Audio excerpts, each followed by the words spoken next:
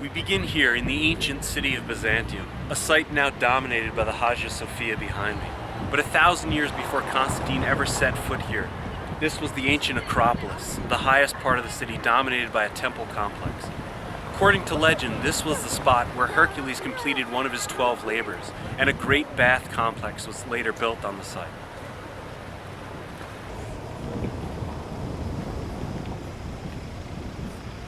In Justinian's day, this was known as the Embolus of the Holy Well, a beautiful porticoed passageway that emperors could process in state, from the great palace all the way to the Holy Well and then to the Hagia Sophia.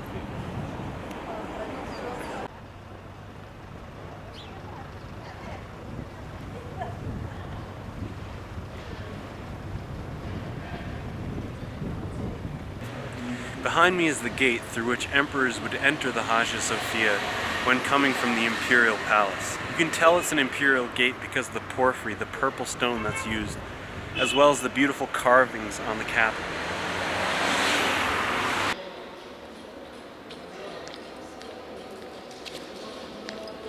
These are the great imperial doors of the church. Today they're open for the public, but 1,500 years ago only a Byzantine emperor could come through them.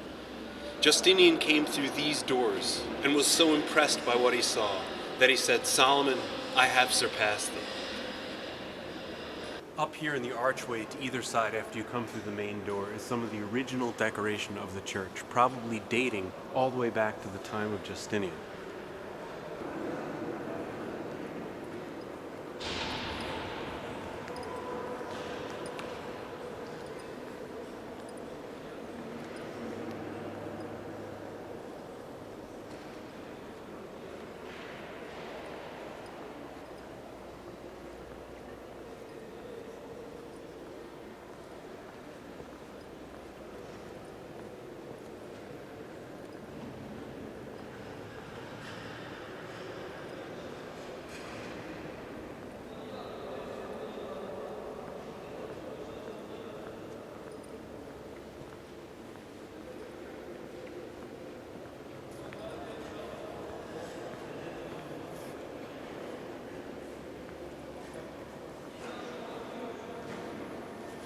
Just ahead, underneath a mighty icon of the Virgin Mary and Child enthroned, flanked on either side by archangels, stood the massive altar. Right here on this spot is where every Byzantine emperor was crowned. This truly is an imperial church, a vision for empires. Expensive marble lines every wall. You can see and hear a fusion of imperial and medieval sensibilities.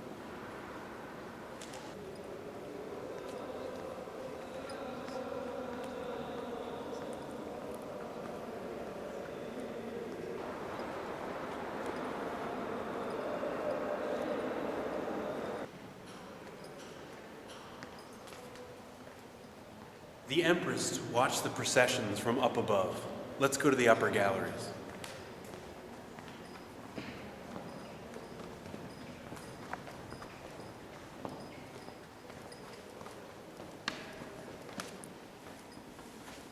The upper galleries are reached by this winding passageway.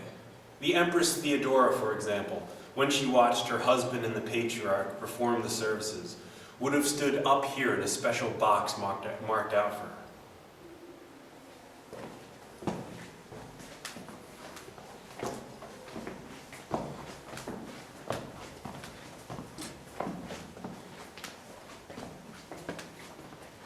As we walk, you can see the walls of the church.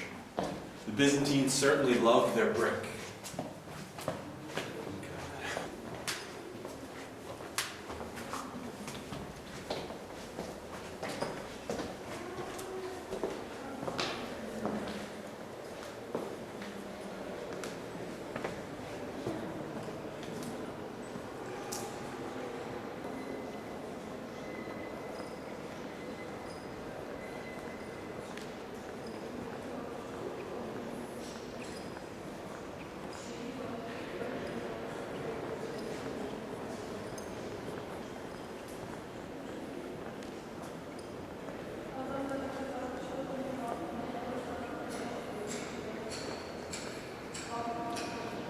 Right here From this green marble circle is where the empress would stand and watch the proceedings down below.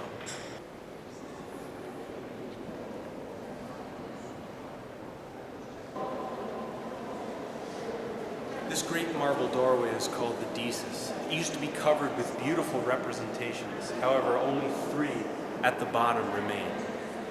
Any bishop attending a synod of the church, which happened right here, would have passed through these doors to their chambers just beyond.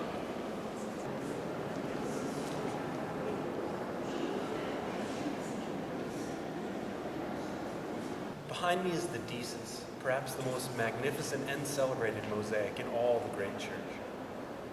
It represents Christ, the central figure on the day of judgment. To his left is John the Baptist, and to his right is Mary, his mother. And both are begging, you can see from their expressions, they're begging him to be merciful.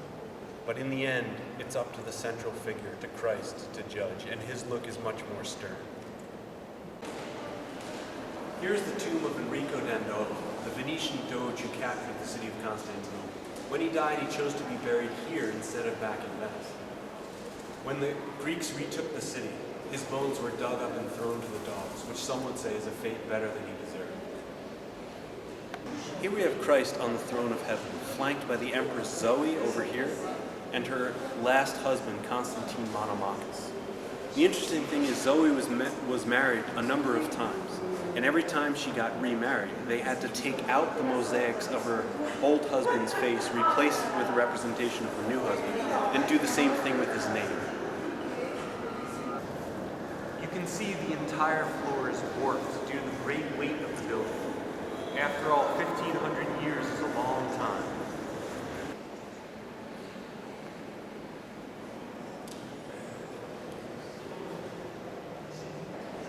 When the Turks took the city in 1453, they converted the great church into a mosque. And they tried to get rid of any Christian symbol that they could, with varying degrees of success.